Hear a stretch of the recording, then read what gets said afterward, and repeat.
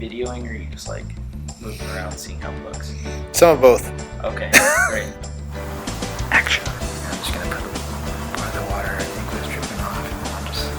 Your love lifted me higher than I've ever been lifted before.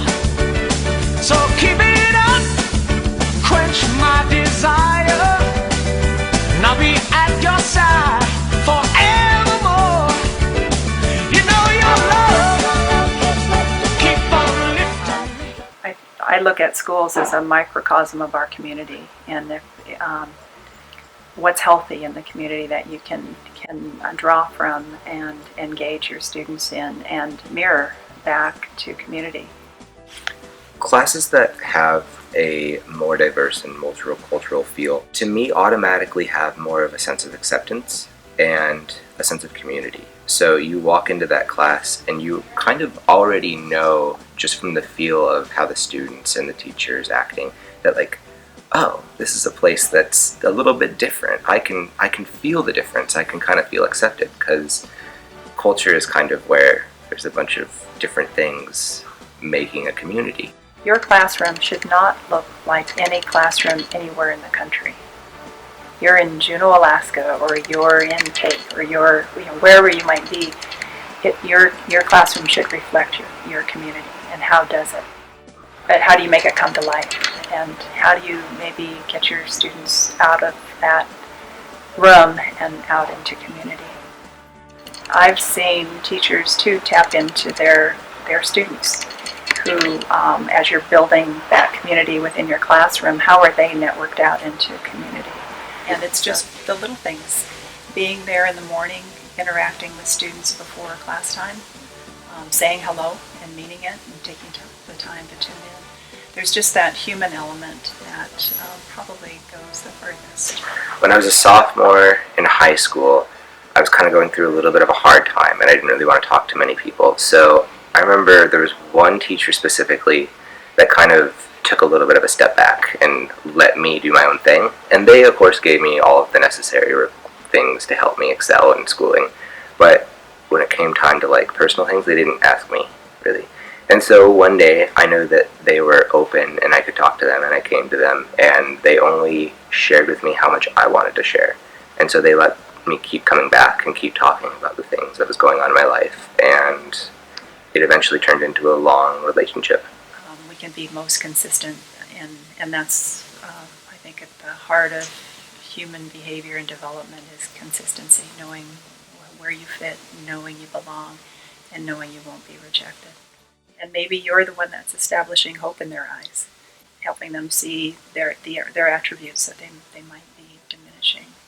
And that's some of the magic that can happen with that effectiveness.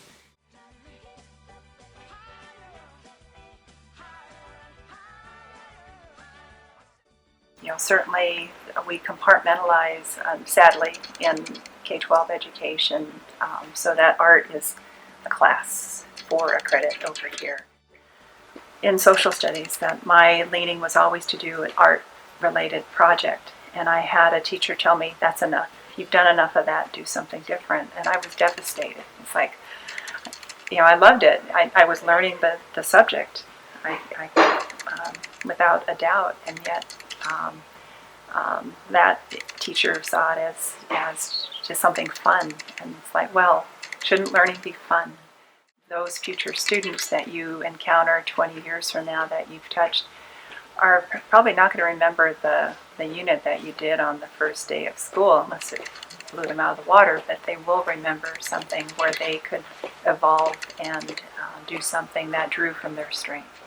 It opens up a whole nother world for students, and that freedom to create is the part that's probably most exciting. I've seen it do magic, see students transform from being disengaged to being connected and being excited about school that day, or getting to that classroom where they were shining. Go figure. It's that. So I remember in my 12th grade English class, my teacher incorporated a lot of music. And so whenever that music was on, it was a class that I was excited for. The music acted as a filler, and it made it so that the class was a little bit more bearable. And not just for me, but all of my classmates and peers loved that class too. Something that I would offer a new teacher is to have them instill structure into their classrooms. I remember when I was going through different classes, and specifically one class, there was an opportunity, and a lot of different opportunities, where we could kind of go crazy and have some fun and just shift things up, but there was still the background of structure, and we still knew that we could rely on that structure to keep us going and keep things just being maintained. So the boundaries are kind of like exactly where you could tell what things were going on. So when things got too fun, or they were too fun, but there was just too much going on in the classroom that day and kids weren't behaving or learning, then the boundaries would set in and the teacher would use them and instill them, and then my peers, me and kids, would just retaliate back and kind of group back together. Drawing on various examples, one is that you own the space that you call your classroom. That means that you lay down, and there are various ways that you can do that. You can collaborate with your students and establish your ground rules in the beginning, or you can say, this is what I expect, these are the behaviors. But laying those ground rules early on and just translating that, creating that bridge for students. One, it started our year off with honest conversation and humor, and then the other, just students want to know what's expected of them. And I think probably a strength that I've seen in many outstanding teachers is that they love their work, they're totally committed to it, and are eager to share what they know with others.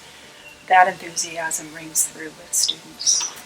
I think with new teachers, in my experience, I've seen that they're really, really enthusiastic about their students and about starting a new job. And that's fantastic. Like, you need that enthusiasm to make you last. But I see a lot of times students don't react well to that enthusiasm. And so sometimes teachers get their feelings hurt.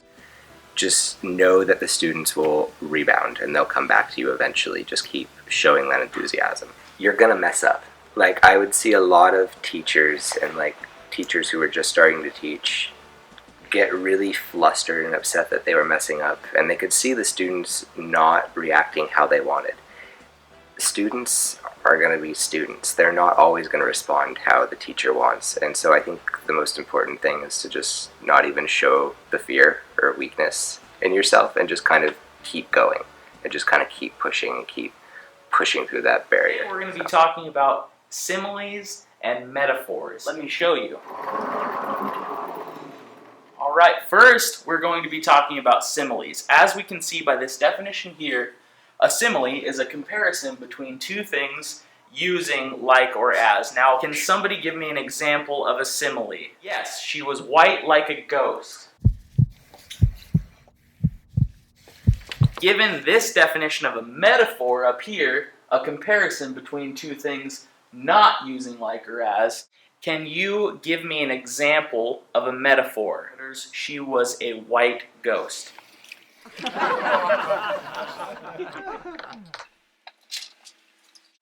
Will you excuse me for 1 second, class? Thank you.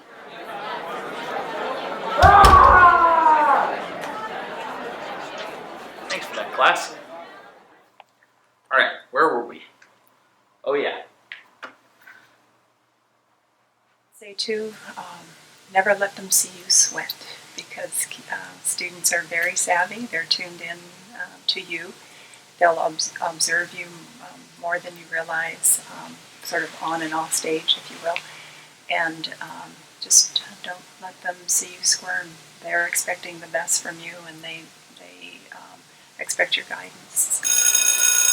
All right, kunas cheese, wasaiyati, khatyake, kaswasa, klesmushke.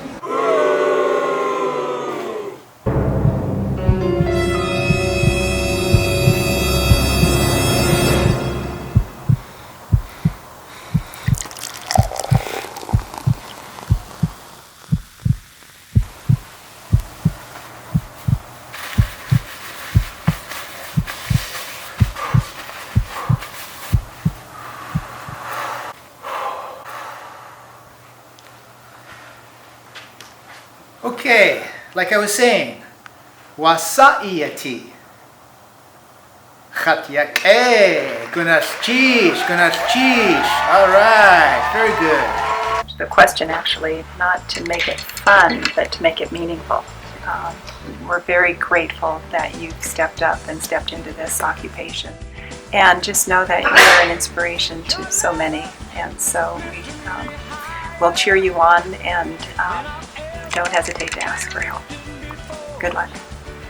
So keep it up, quench my desire, and I'll be at your side forevermore. You know you're Game on. And then Boom. see if you can see your hand. So I figure I'll probably just, toss it. Oh, I think that's too far. Like. Compose myself. You good? Yep. Alright, we're probably good. Alright, so I figure I'll probably just pour something like this. So. Okay, and just make sure you go. Whoa, are you gonna pour that much? Sorry, but. That might be a little much. Maybe a little less next time. Yeah, maybe.